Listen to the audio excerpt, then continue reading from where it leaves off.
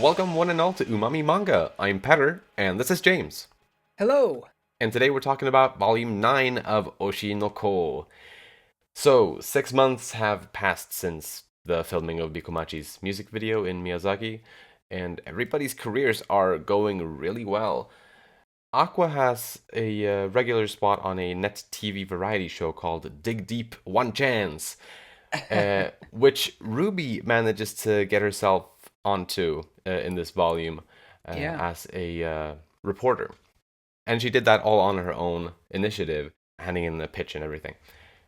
And Ruby is also in touch with Ichigo Saito, who we haven't seen in a long time, Mm-hmm. and he gives her some advice. And one of his pieces of advice to her was to be nice to the assistant director, Shun Yoshizumi, who we start to get to know a bit during the volume's second half. And the main director of Dig Deep One Chance wants to get a bunch of sexy cosplayers onto the show for one of the episodes.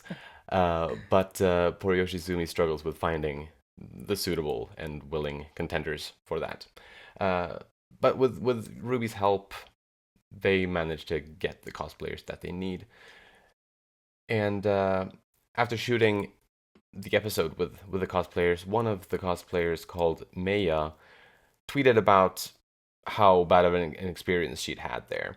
And this led to lots of negative comments online about the show. And as these comments were spreading online, the volume ends with Ruby approaching Yoshizumi with some kind of plan in mind. Yeah. No, good start to this next half of the story, and Exactly. yeah, excited to talk about it.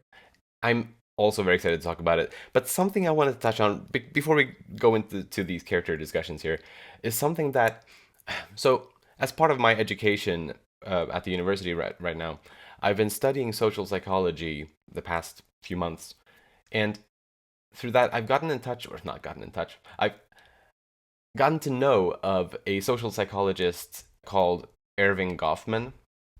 He died in the early 80s, but he was active in like 50s, 60s, 70s, and whatnot, and had a, well, to me, a very fascinating kind of perspective on social psychology, which he called, or which is called dramaturgical or dramaturgic perspective on social psychology. And it uses metaphors from like the theater world to explain certain, well, ideas in social psychology. And I've noticed, well, ever since I've been reading his works, because I've been really fascinated by his works. So I bought three of his books from around 1960, and been really just nerding about Erving Goffman. Um, and a big part of me feels like Aka Akasaka has read Goffman as well, because there is so much of Goffman's ideas and kind of mentality in not just Oshi no Ko, but in Kaguya-sama Love is War as well. It's a lot about like you wear different masks in different situations to fit in with the given norms of a given situation, and you present yourself in the ways that you want others to perceive you, not necessarily as exactly who you are naturally, and various stuff like that. I could go Mm-hmm. so in depth on this, but it would take way. I think it would be a whole podcast episode in itself. But it's really fascinating, and it makes me observant of more little signs here and there in Akasaka's works that may be with Goffman's mindset in mind or whatnot. It's just really fun. Maybe one day I'll make a video or something where I point out all of these things, because I've been really thinking about that lately. But yeah, I just wanted to mention that to anyone who may or may not be interested in social psychology and Irving Goffman. But yeah, that's fun, I think. Yeah, no, that's interesting. That Mm, you would have maybe pulled from that. yeah, I think it's definitely a possibility. for sure.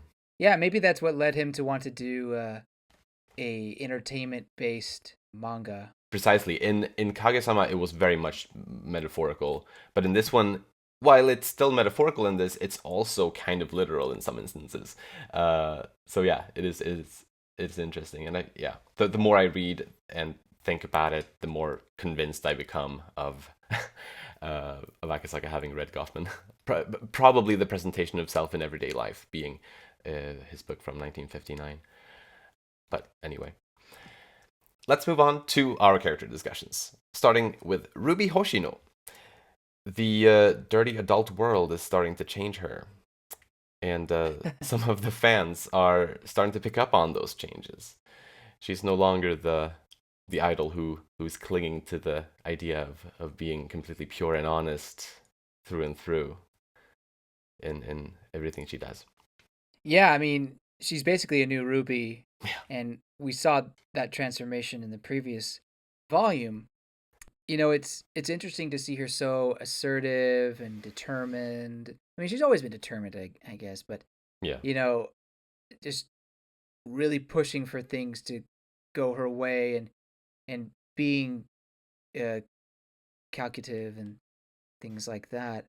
Maybe Ruby is actually a genius, even though she did have coaching from Ichigo. I think that's important to note is that some of these ideas that she ends up falling through on, I don't necessarily know she would have known to do that, you Mm, know. Um, but right. definitely Ichigo gave her that push and the idea to make a pitch or to follow the assistant director, things like that. Create a character. Like he was the one who gave Mm-hmm. her those ideas, but she was the one who executed those ideas and had to you know think of ways to get to where she is now. Not that she's done yet, of course. Like there's more going on, but Mm-hmm. um, yeah, definitely more so than I thought. Yeah, precisely. And I agree. Like not just anyone probably could have done what she did, even with the same advice. So yeah, she's got something. I mean, she's got 2 stars, one in each eye. So Mm-hmm. she's powerful now. um, but yeah, it also seemed to be implied that she and Ichigo have been in touch for some time. I'm thinking that she searched him up at some point during this 6 month time skip, and that they've been seeing each other from Oh, time to time. Because there were some lines that seemed to imply that this was not like the meeting that we saw was not their first time seeing each other in all this time. interesting. Yeah, I think that makes He was like, I've told you that so many times. Like, right, right. but yeah, Ichigo is a bit reluctant to share some information because he thinks that Ruby will make a mess because she's not and she's not on like the correct fame level yet, that it wouldn't make sense for him to introduce her to some of the big shots and stuff like that. A part of me is has a bit of a hard time, I guess, just or understanding how he justifies it, if because Ichigo himself, and it's made clear in that scene, also wants Ice Killer to be dead or whatever, like justice to be Mm-hmm. served. He desperately wants that. It even seems like the implication is that the whole reason why he shut himself off was because of how bad he felt when everything that when all that happened. Mm-hmm. So he wants Ice Murderer to be found, but he's still that reluctant to help Ruby. Well, I don't think he wants Ruby to get killed, Yeah, and that's and I fair. think the point of him bringing up like the big shots is that it goes back to my original misunderstanding, thinking that the father had to be some sort of person who was already popular in the entertainment industry or high up in the entertainment industry. But the way he puts it is that whoever this person was maybe was in the minor leagues per se, and then now must be a big shot of some kind. And so they have so much more power than even before, Mm. whatever power means in this context. But you know what I'm trying to say. Well, yeah. Well, I mean, status is power, and money is power. Yeah, yeah. And in that sense, he would kind of be feeding her to the wolves. But again, he doesn't know exactly. He could just give her a bunch of names, Hmm. uh, But what if those are all dead leads and that ends up, harming her in some way? That would be terrible. So Right. I can True. I can see why he'd be reluctant to do it, and I think this is only honestly the smarter way instead of just kind of you know ramming the door down, or at least attempting to ram the door down, Yeah. trying to get in by invitation into the industry and you know finding and listening, and that was supposed to be the original plan, at least Aqua's original plan, Yeah. and I just think that's smart, at least from my standpoint, and maybe there is an easier way, and I'm just not seeing it, but I think Mm. Ichigo has a leg to stand on here. Okay, yeah. No, you're making sense. I think, yeah, it makes sense. It's probably, especially since it's such of an investigative task, Right. like because it's a murder mystery. Yeah, like being too upfront or too noisy probably wouldn't work too well. Yeah, yeah. That's Yeah, true. I That's mean, true. if he knew who the killer was, I mean, he could be lying, I guess. But he says he wants to kill him, so. But if he knew who the killer was, then it probably would be better if he were to tell Right. Ruby so that she Mm. knew where to target her investigation. I mean, granted, who knows if Ruby able to control herself and she just goes straight up murderer. But Yeah. um, who knows? But I'm inclined to believe Ichigo is telling the truth that Mm. he doesn't know, um, Yeah. and he's just incredibly guilty for not being able to, or for feeling helpless and not being able to help Ai in her moment of need, Yeah. I agree. or however you want to put it. Yeah. Right. No, I definitely don't think he knows. That said, though, obviously he still has information that could be used as leads and whatnot. Yeah, But yeah, he doesn't I know. agree.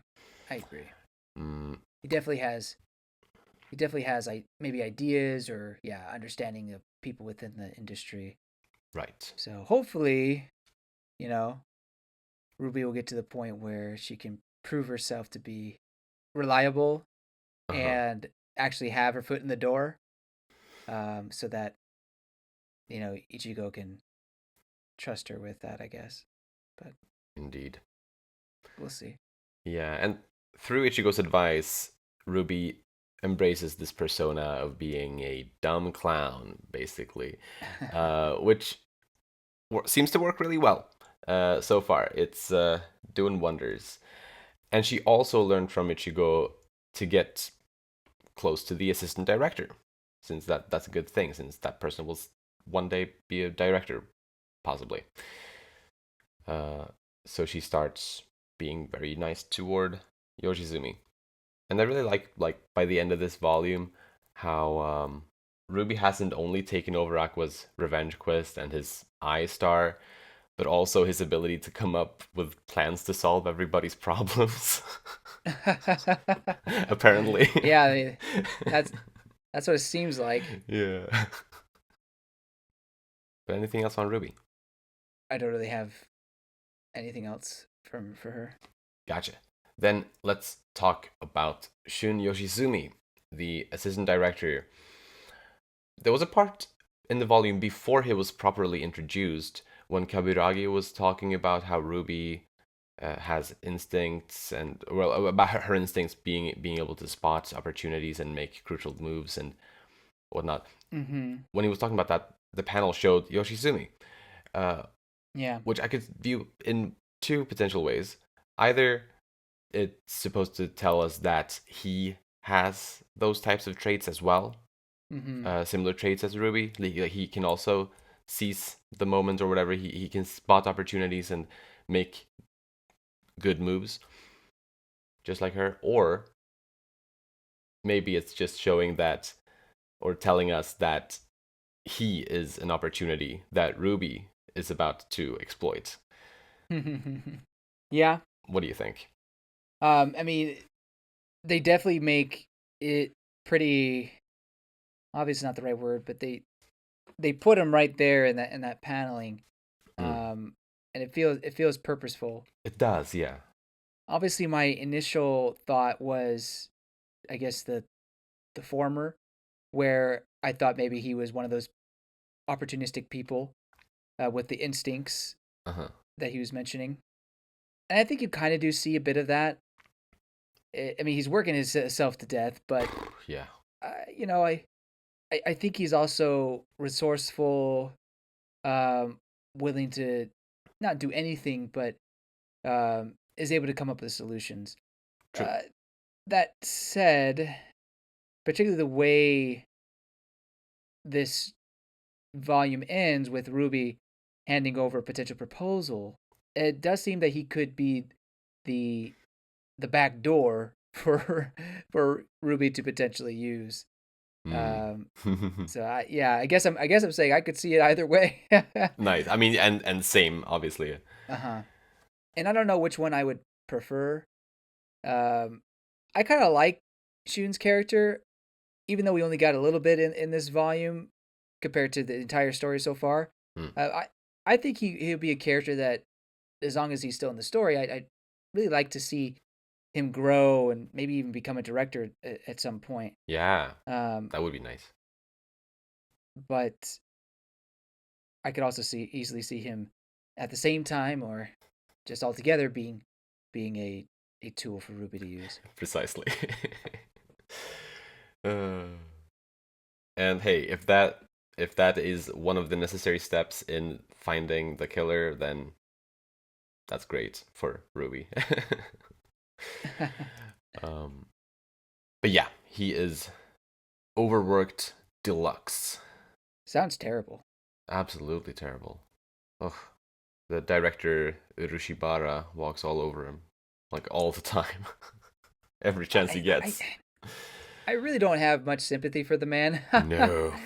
He's like, I have a wife and a kid to feed. It's like, yep, yeah, you do. Go figure that out Mm-hmm. somewhere else. There are so many better ways to do that, like to support them. Yeah, I mean, I get, you've been doing one thing for so long, and I understand Japanese work culture is just entirely different from, Mm, you know, Western culture, that's true. but I don't know. I don't think that really gives an excuse. And I like how the volume it's actually kind of funny. There's a few instances in the manga in general where they'll be like, it's not like this really anymore. We're actually trying to be have better human resources and things like that. Yeah. Uh, but not in this case. In this case, we're doing it the old school way, and there's like a few instances of that, and this is one of those. Yeah. Um, a very unhealthy work practice. Yeah. Yeah. So kudos to Shun to somehow be able to do that, but Mm-hmm. it did seem like he was almost at a breaking point, Mm-hmm. at least a couple times in the story. Um, Definitely. but he's still there, and I think you know this will not be the end of his story. Right. I hope so. Also, kudos to Shun for eventually standing up for himself. Against Urushibara. Yeah, that was great. Yeah, and it even led to an apology from Urushibara, which I had not expected. Right. Yeah, at that point it's like, okay, now you sympathize with him. It's like, No, I no. mean, look, I think people can change. Of course, I've always felt that. Mm, But this doesn't seem so much like he wants to change, and more like I had no choice. What else could I do? yeah, Um, and so not really an apology in my mind. that's fair. Yeah, he said Um, he said I'm sorry, but he possibly didn't mean it. he's apologizing that he didn't change. He's apologizing for doing things he's done for a long time, Yeah, and not apologizing for the actual thing he did, in my opinion. But that's fair. anyway, Yeah. whatever. Mm-hmm. Yeah, but at least Shun has some morals, and maybe that will help the show in the end. We'll see. Precisely. Yeah, maybe he can revolutionize it somehow, Yeah, or at the very least change it for the better. But is that all on Shun? yeah, that's it. Then let's talk about Aquamarine Hoshino. So he's been avoiding Kana completely lately. Good boyfriend, but a jerk. Yeah. Yes. And I mean, that's I mean, he's always been a jerk, that's the game. right? But yeah, this is a new type of jerk that we're seeing, I guess. Yeah, And well, we learned though that he's not avoiding her because he wants to, but because he wants to protect her. he's not avoiding her because he hates her or anything like that. He's avoiding her because he's afraid his resolve will die out and that he'll, you know, just go back to Kana. Oh, do you think so? He says it himself. Well, not quite the way you said it. I think he's doing it just because, just in general, being with her is risky.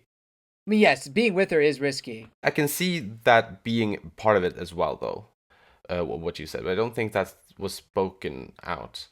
I think we come to the realization in this volume that he is obsessed with her. True. Oh, absolutely, he is. Mm. And I don't really think it's a fan obsession, although I think that that's certainly part of it because he sees the star that's in her or the potential she has to become a huge star. But I do think it's feelings of romance because he has basically said that he would like to date her, but because of the realization that if he does that and someone finds out that she's dating someone, that she could be in harm's way. Hmm. Um, and this was basically last volume. Yeah. Um, and so I think that he is taking the extreme by completely ignoring her in order to firm or harden up his resolve and not and not weaken in that aspect. I think that is certainly an extreme way of doing it. It's hard for me to say it's necessary or not, but it does hurt to see. Yeah. And I do hope that there is a compromise at the end. I mean, yeah, as a Akokana shipper, I hope it would become more. But I also don't necessarily. I'm not necessarily rooting for a demise of the Akane and Aqua relationship. I feel like that's a little mean. I don't want to. I don't want to be that kind of guy. Yeah. But I if they could become friends or stay as friends, that I think that would be the ideal for now. And then we'll see what happens Yeah. with Akane and Aqua. For sure. Yeah, because right, it was interesting how we got both from Mem-cho the observation that Aqua is obsessed with Kana, but also from Akane. Yeah, I mean, she says that Aqua was attracted to Kana. She knows that he likes her, or at least liked her. Yeah, Um, yeah, and I feel like, especially, well, I think both Mem-cho and Akane have been shown to be observant characters, especially Akane, obviously, um, yes, but Mem-cho as well. So I think both of their observations hold a lot of weight here. yeah. So that's basically confirmation on Aqua's strong feelings for Kana. So that is very nice to see. I mean, sure. I thought it was already confirmed, but yeah, further confirmation in I my mean, mind. yeah, I mean, yeah, definitely further confirmation at the very least. I guess a part of me also, I find it hard to get behind Aqua or even kind of enjoy him as a character sometimes, or a lot of the time. Welcome to the club. And yeah. And so I guess because of that, and especially with how he's been going kind of flip flopping between these girls, I've I've not been sure if he's really been having any strong feelings for either of them until this volume, Okay. Yeah. where now it seems like there he's obsessed. He's got very strong feelings for Kana. Yeah. Yeah, for sure. I think that with Akane, it's certainly uh I think he has romantic feelings for her. I don't think he would have gone with it.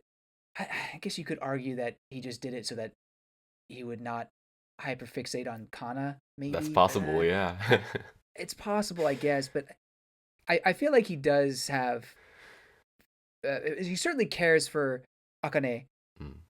but I do think there's also romantic feelings there. Just not. probably not on the same level as Akane's feelings for him, unfortunately, Yeah. and also not nearly on the same level as the way he feels about Kana, Hmm. or at least did. I don't know. I assume he still has those feelings right now, I but think so too. Because it wasn't so recently that he. Or, well, I guess it has been half a year. it has been a few months, but Oh well. yeah. So anyway, this is kind of my thoughts on the whole situation there. Yeah, Um, good discussion though. for sure. I appreciate the insight and the your thoughts on that. Likewise. But on something entirely different, Aqua is considering becoming a doctor in this life too. Right, Which right. makes sense. I mean, he already kind of knows all of it, or more or less anyway, or at least the general stuff. Mm-hmm. Uh, and the Right. fact that that he has a chance now to become a surgeon as he originally wanted in his previous life, I think that's pretty nice. A pretty nice chance, at least, that he's got. Yeah. Do you think that passion will go away once he learns the truth about their father, which I assume is going to happen? Which passion? Sorry. The desire, the passion to become a doctor again will go Hmm. away Ah. once he learns about the truth, and that he'll totally shift gears, just become engrossed in the entertainment industry completely to get his revenge? Hmm. Or do you think he's changed enough that even when that does happen, that maybe he tries to move on? Honestly, I think the most interesting thing would be if he doesn't revert to that obsessiveness over the murder mystery. I Ooh. think that would be the most interesting somehow. Now, does he? I assume he would still learn in this situation. He would still learn about the truth, or I think so, are you saying yeah. that he's okay? I Yeah, definitely think I think I agree so. with that too. And Uh I huh. think he's probably still gonna support it regardless of how he flips or not flipping at all. Uh huh. I'm not saying this as a prediction, by the way. I'm just saying that this is what I think would be the most interesting. I don't Yeah. necessarily know what Yeah. I think will happen. Uh huh. Other than I think that both of the twins will cooperate on some level before the end of the story in finding the killer. Yeah, I agree. And based on what we talked about in our previous discussion, plus going back to Volume One with the sneak peeks into their documentary or their film that they were making, Mm. I do think that perhaps that obsession will come back, or that desire to find the killer will come back, but um, I'm not so sure about the whole doctor thing. Maybe he has learned from all this not to obsess over one thing, or maybe he just goes right back to it. Yeah, I mean, Who I could knows? see that as well. I wonder then, though, how it would show in the eyes with the stars. Yeah. Would he get one of Ruby's stars back, or would he I get a don't know. star and Ruby still has two stars? Or yeah, I don't know. I guess we'll only have to wait and see. Maybe Aqua hasn't unlocked the 2-star power yet, and so he has to something has to happen in order for that.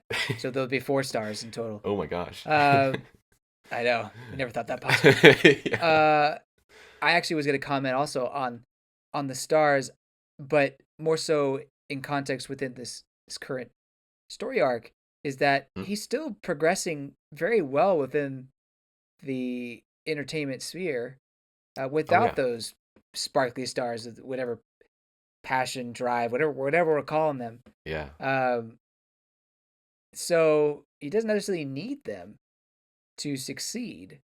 Still very talented in his own right. So yeah, I mean, he could have a great career without it, but I just don't think the Mhm. story is gonna be that nice. I really don't think the story would be that Yeah. nice. Anyway, that was just something that a question that came to mind, and Yeah. But is that all on Aqua? that's it. Great. Then let's talk a bit about Akane Kurokawa. she's becoming a movie star now. So not only stage plays anymore.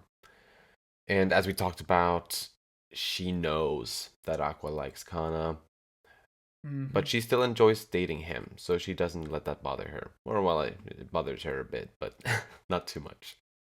Yeah. Yeah. I guess she's hoping in the long run, it well, if she wants to end up having a relationship, because it does almost seem like she doesn't quite understand still what it entails being, lovers. You know, Hmm. like Yeah. I'm curious, have they even kissed since that one kiss? Like, Oh I yeah. mean, it seems like they're hardly hanging out. Of course, their schedules are busy, but and I guess they're she's holding his arm under the umbrella or whatever, Yeah. or maybe not even that. I can't remember, but you know, maybe it's fine, and they should take it slowly. They're only in high school after all. Yeah. Um, but I don't know, and maybe because she is in high school, that's why they're not going heavy on her being head over heels for him or her wanting a more committed relationship. Although that said, she did have a very strong yandere moment Oh yeah. in She in her did. inner monologue. Um, so Uh, I don't know. Maybe I'm reading it wrong, but again, based on what happened last volume or last two volume, well, at least last story arc, and this volume, it does seem that she's one doesn't quite know what a relationship entails, and being with a man is kind of foreign to her. for Um, sure. and then two, maybe willing to play the long game in a relationship with Aqua, where they just grow to fall in love with each other more and more. Precisely, and I think that the fact that she may, or at least the idea that she may not really comprehend or understand what a love relationship is or could be, um, Mm-hmm. I think maybe could stem from the fact that her relationship with Aqua started out as a lie, but now is slowly Mm-hmm. but steadily becoming the truth. Mm-hmm. Well, because she said it's something like, I think she said like little by little it's becoming the truth. I Mm-hmm. feel like that implies that it's not quite the truth yet, Yeah, I think you're right. or at least not a full truth. I don't know. Uh huh. Yeah. Well, I mean, she admits about knowing that Aqua has attractions to Kana. Uh, so maybe her full truth is, you know, those kind of feelings are gone. Mm. But I don't know how. What's the measurement? 5 kids later, it's like, is this true love? I don't know. Does true love even exist? Get out of here, Yeah, Akasaka. yeah. Don't need your dramaturge stuff. I need it. I need it all the time. It's funny. Another thing that Goffman has been kind of accused of by other Uh-huh. by I guess other researchers and social psychologists is that his perspective is cynical in certain ways, which is something that we've accused Akasaka of as Yeah, well at multiple times. yeah, for sure, um, for sure. I will admit that he did turn a little more positive towards the end of the story in a lot of ways, but there was still the tone of being cynical, mhm, and certainly in Oshinoko, yeah. uh, there is still that undertone of, yay, this world is so magical and great, but also kind of sucks. Yeah. The entertainment industry. For sure. Definitely. But yeah, anything more on Akane? No, that's it. Then let's talk briefly about Kana Arima. Her gloom has gotten to the point now where it's visible even to the fans. And Yeah, yeah, she's just really sad because Aqua is avoiding her. I just can't see that staying like that um, for the rest of the story.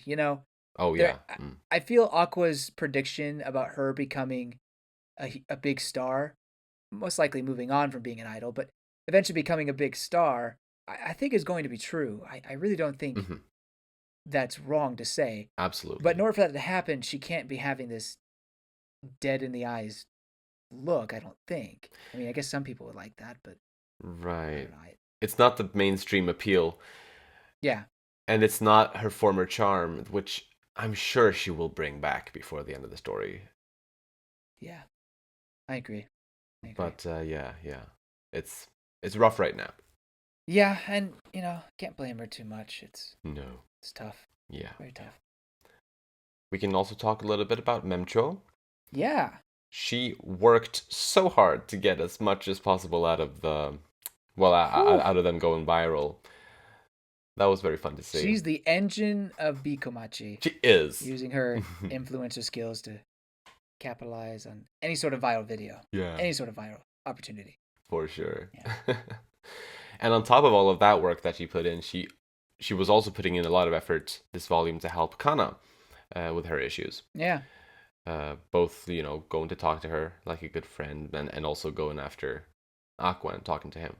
Really took the initiative there. And, Hmm. it's kind of something I've been wanting from Mem-cho. Obviously, she was already doing so much for the channel and for the group itself, but Mm. instead of just being like, "Oh, who do I support?" I don't know. Yeah. Now she's actually taking uh, some sort of initiative to help out. Hmm. Part of it was motivated by, hey, we need to make sure the group succeeds. We can't if Kana's in the dumps.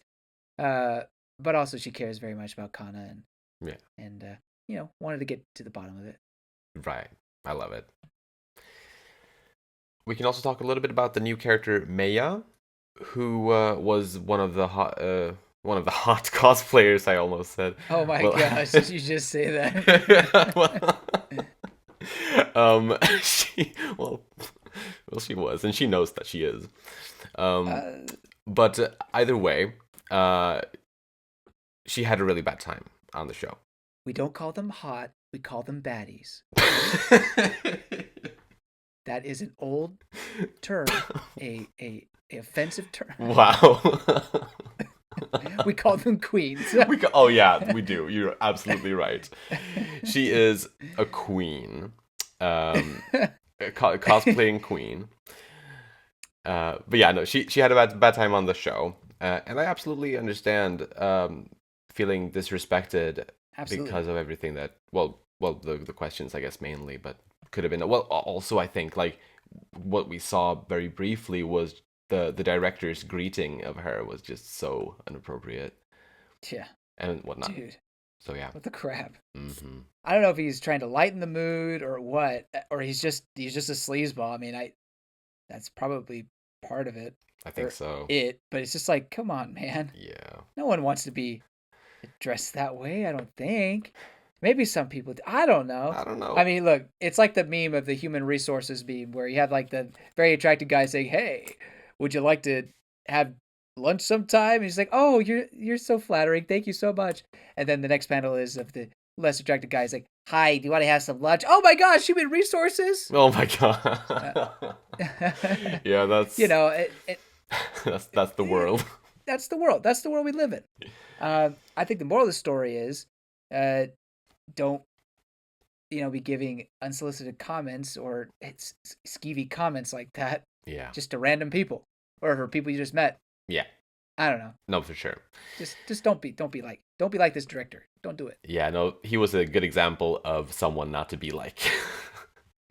Yeah. um, but something that I thought was a bit interesting here with the situation that came from her posting on social media about her experiences and whatnot is that it's kind of the opposite in some ways of what Akane went through with the Zoba or Oh, the dating reality show, where in her case the internet was, rallied behind her.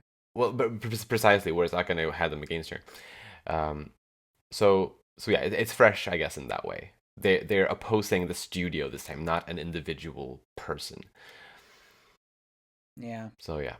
Still cancel culture though. but True. maybe deserved That's so. fair. Yeah. But yeah, it was kind of deserved in this instance. Yeah. Yeah. So I guess speaking about that whole scene, the idea initially was to, grab these 10 attractive cosplayers, and Shun quickly found out that, okay, this is a lot harder than I thought because no one wants to appear on camera, on TV. And knowing, very minorly, knowing that culture, but also knowing, you know, Japanese mindset as a whole, being anonymous and also not having your whole life displayed in public is very much appreciated in a lot of Japanese people, particularly just normal. Normal is not the right word, but just the average Japanese person. Yes, you have the entertainers who are always in the spotlight, of course, Mm. but your average Japanese person not really looking for that. Whereas you look at the Western world, I feel like if you would ask any cosplayer at a convention, be like, "Yeah, sure, interview me. Let's do it. This is awesome." And Oh and yeah. and any is it, too broad of a term. I'm sure there's some people who'd be uncomfortable with it. Mm. Um, but I genuinely think you'd have an easier time finding cosplayers willing to meet with a TV YouTuber or whatever and talk about uh their cosplay versus probably in Japan. I mean, at the same time, you had to take into consideration this show is known for being probably a little bit risque True. based on kind of the things that they were covering. Mm-hmm. So she probably knew or was worried going into it that this hopefully this isn't a bad thing, but this could all be good for me. Okay, let's just do it. I'm sure it was her thought process, Yeah. but I just think in general, Japanese people are just kind of apprehensive about being seen in that light. I could be wrong, and people feel free to correct me, but that's just kind of my own experience. Is that people like to stay anonymous and kind of keep their private lives private. Right. Right. Yeah, that is an interesting potential difference. Hey, come to America, you'll find plenty of people who will tell you about their life for a little bit of clout. Yeah, no, but it is also if I'm generalizing a bit, as a neither Japanese nor American, if I'm just kind of generalizing each of those countries in my head, I feel Uh-huh. like people tend to be much more open there Yeah, than here, and I feel like I'd Japan say so. might be a little bit more like Swedes, but maybe a little bit more not open than us Swedes, Now I will say, on average I or guess I'm in general. right in general. I, I maybe more so. Well, I'm less so now, but I'm more so in the closet when it comes to my uh, nerdiness. Like I That's don't right. Yeah. broadcast it at work. I don't like telling people that you know outside of my nerd friend group that I like manga, uh, video games, and things like that. For a long time, I felt very uncomfortable about that kind of stuff. Hmm. I didn't want to be judged incorrectly or bullied or things like that. And I feel nowadays American culture has gone away from that. Um, Hmm. that being said, I do think it's a little different situation.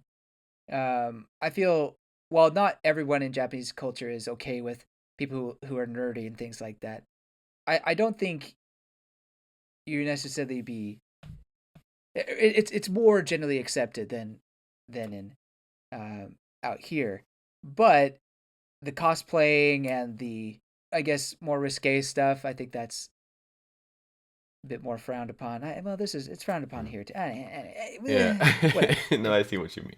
That's just kind of my story, and feel free to take it or leave it. But anyway, I just wanted to Hmm. bring up that kind of comparison and Absolutely. just very interesting. It is. Yeah. But anything else on Maya?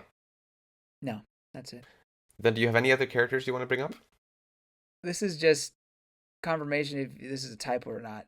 When Ruby is trying to convince Minami that she should join up, Minami says a line, "That's real true." What? That makes sense? I asked the Swedish man. What page is it? Page 126, the very bottom.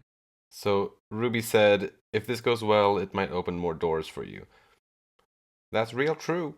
Yeah, that's very true. I But don't she know. has like a southern accent. I don't know if that's a southern thing to say. In my Swedish head, it felt like it, so I bought it. That's real true. I guess. I mean, I feel like her southern accent kind of comes and goes. I mean, obviously she's faking it. Well, yeah. Yeah, that's also very Goffman kind of thing, like putting on that mask, putting out Uh, those traits that she wants people to see, but not, uh-huh. and like hiding what she doesn't want people to see. Yeah, it's probably not a typo. I just think it's an odd phrasing. That's fair. You could say it's that's really true or that's just true. That's real true. I, I don't know. find me a person who says that. uh, Okay. Anyway, uh. I don't know. It's probably not a typo. It's just whatever. Okay. That's all I have. Then let's dive into some predictions. Even though there may not be much, maybe there's at least some. I guess I'll kick off with a question, see if you got an answer to it. Uh huh. What could Ruby be planning? I'm going to answer your question with a question. Oh. Could the proposal be the 15-year lie? Oh, that it starts here. Mm. Because I think you could use this format of what was the show called again? Dig deep one chance. Mm. I I think you could use that format to tell a story like this. It could get really popular, and then you you move on to maybe filming like an actual story. Although the way they Hmm. phrase it in the first volume is that it's never been told before, so Ah. who knows. Anyway, Well, regardless, like, I guess I asked you a question, so please answer. um, well, right. Like, I guess even if it's not necessarily tied to the show, guess it could still be like some small beginnings of what will eventually become the 15-year lie. But yeah, I mean, it's better than any idea because I don't have anything. I like as far as like what Ruby is planning here. Uh-huh. So at least that's a good guess, I think. Yeah. I mean, it's pretty open ended, and there's really no indication of one way or another.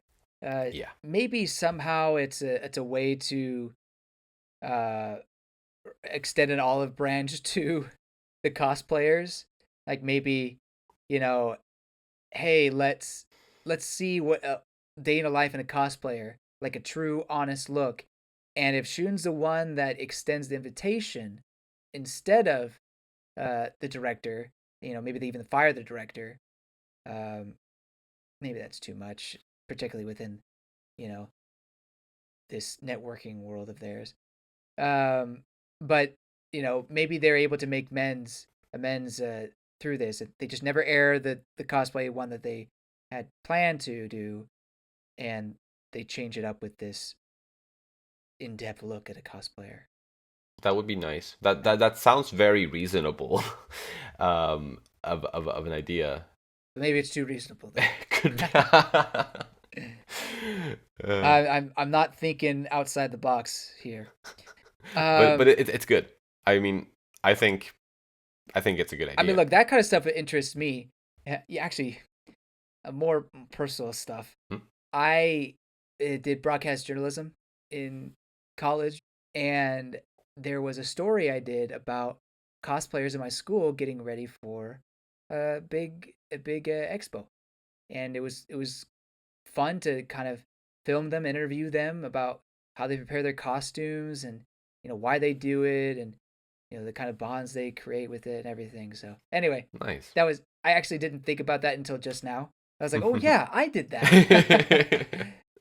um, Awesome. So that was hey, that was really fun. if it works for you, maybe it'll work for these guys.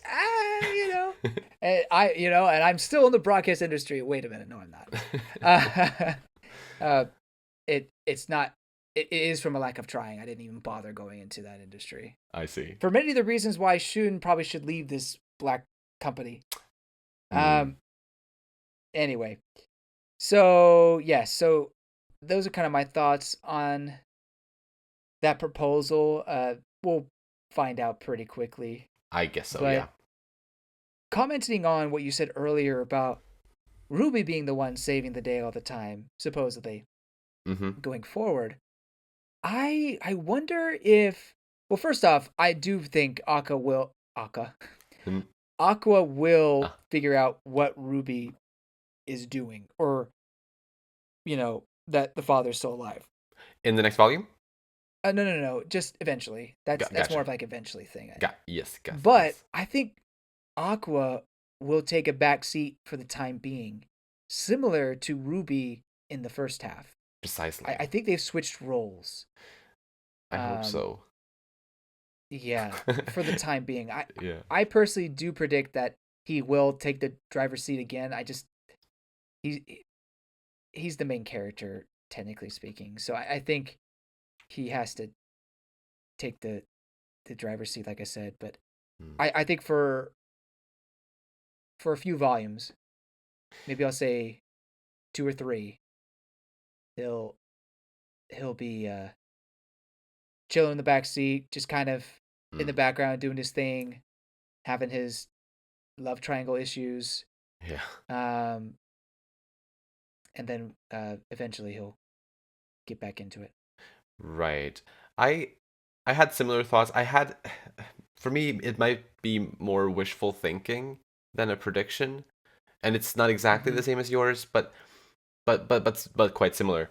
That basically because yeah, we this is the first volume of the second half of the story, so it kind of makes sense for the twins to kind of switch roles as they seem to have been doing at least for the time being.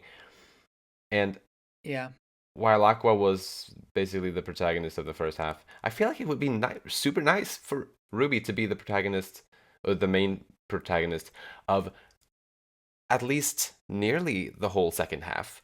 Like Uh toward huh. the end, maybe they'll have an equal share of main protagonist Yeah. power in like the Yeah. last few volumes. Mm-hmm. But I personally, I wouldn't want Aqua to become more like a bigger character than Ruby again. Yeah. No, I agree. I think the story was less fun when they weren't both in the spotlight, or both the main characters. Obviously, we still had good moments. I mean, Kana obviously is just the best thing ever, Yeah. best thing, best person ever. But Yeah. I think the story is better when they're both working together, even though we haven't had that since the first volume, I guess. Yeah. So yeah, no, I agree with that. I think I'm with you in predicting that in the end they will certainly be collaborating with each other in one way or another. For sure.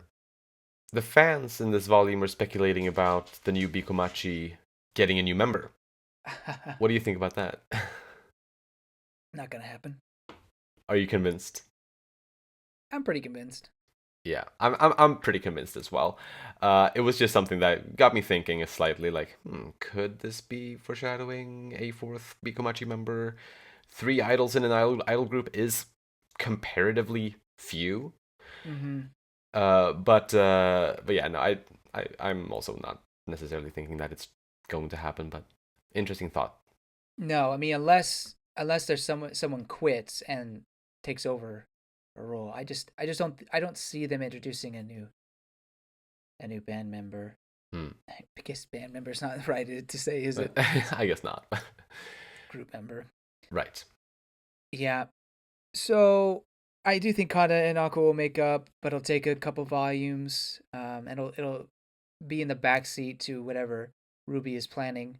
Hmm. Um, and like we said, that'll take the spotlight for a while, and Kana and Aqua and Akane they'll have their stuff in the background. We'll get them from time to time. That sounds good. Yeah. I guess I should have mentioned this earlier, but whatever they do with Ruby's proposal, I think the episode will be a huge hit and will skyrocket Shun's career to higher roles. Oh yeah, for sure. I think that's just inevitable almost. Yeah, Um, it's gonna be a flawless plan that everyone's gonna benefit from. Well, I mean, yeah. I guess as much as flawless as Aqua's plans were, yeah, I agree. Right, it's gonna be on that level, I think. Yeah, you're right. You're right. And then lastly, I'll say is just more about Ruby and Shun's relationship. I think she's gonna try to get romantically involved or put down a lot of hints. Although she seemed to be when Shun was having those thoughts, she had the clueless look. But I think Right. she is going to, I guess, tempt him's not the right. I am just all over the place today. You know, riz him up, I mean, yeah. Butter him up. butter him up.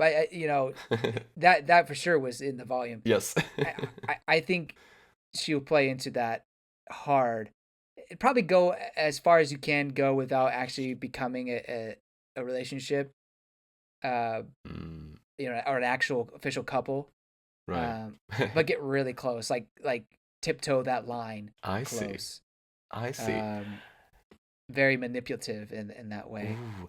I that would be interesting. I think she's gonna do anything. I had honestly I had thought that she would continue obviously being nice to him and getting on his good side as much as possible. And I think or and I imagined that he would continue to get the signals of some kind of romantic interest, but she would never Mm-hmm. do that intentionally, was my Mm-hmm. thinking. But if she was actually if she would actually actively manipulate him like that, that would be really Mm-hmm. interesting, and I kind of like it. But that was not my thought. Yeah, I just feel with this dark Ruby Yeah, right. character, I feel like that's a possibility. For Um, sure. I would love for it to not to happen, just to show that she could do it without that. Yeah. But I also think it would be very, dramatic and juicy in that way. Is Shun gonna become the next Akane? Or or I don't know what that means Uh, exactly, but well, yeah, I don't know who to compare him with, but yeah, I feel like I mean, he's already starting to become a tool for her, and I think she'll further do that. And right. maybe it'll be I think she can spare use him without hurting him. Spare him in that way. Mm, But I think it's gonna get really close. Like I said, tiptoe the line. yeah.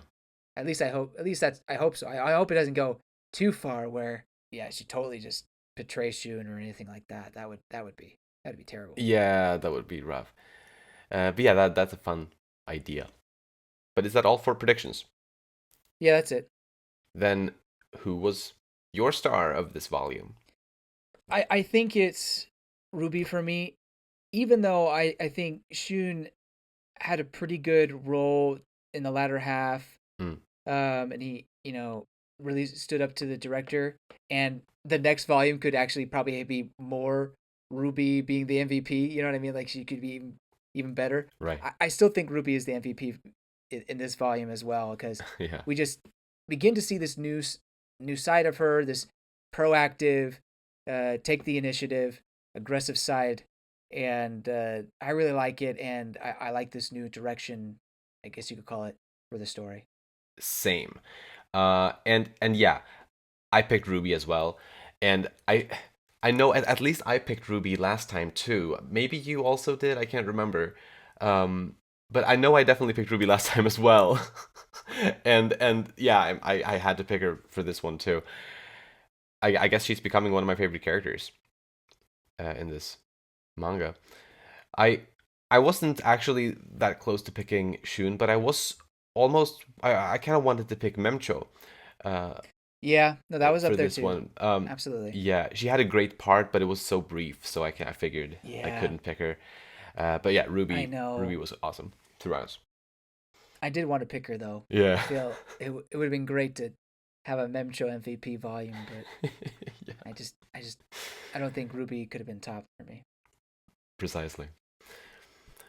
Yeah, maybe I did pick Ruby last time. I can't remember. Maybe we did both pick her because she did have the beginnings of her transformation then, and that was pretty huge. Yeah. The conversation with the crow kid or whatever. Mm-hmm.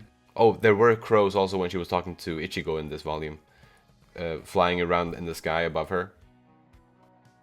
Oh. By the way, you can see like the wings of them Oh yeah. and the edges of Yeah. the panel I see sometimes. one of them or a couple of them. Yeah, they appear like a little bit throughout that scene, I think, when she's talking to Ichigo. So that was a fun little Yeah. detail. There you go. But yeah, anything else to say? Nope. Nope. Nope. I'm good. I am all worded out. I was just about to say worded out as well. That's awesome. Then, great. If you enjoy our podcast, please share it with your friends. You'll find links to our social media in the description, and you can support us by rating our show on the podcast platforms and subscribing to our channel Umami Manga on YouTube.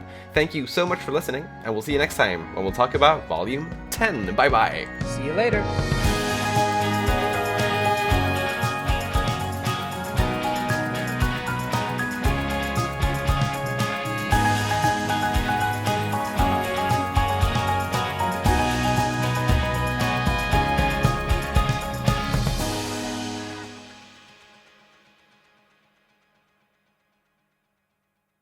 Guess I can't stay still. I don't know. I don't know what it is. I was almost in this place for 2 years. It's like, whoa, it's too long. Golly. No, I'm kidding. Yeah, how many times have you moved, like including this upcoming move, how many times have you moved since we started podcasting together? Oh, since we started podcasting? Okay, so from there, 1, 2, 3. This would be the fourth one. Impressive.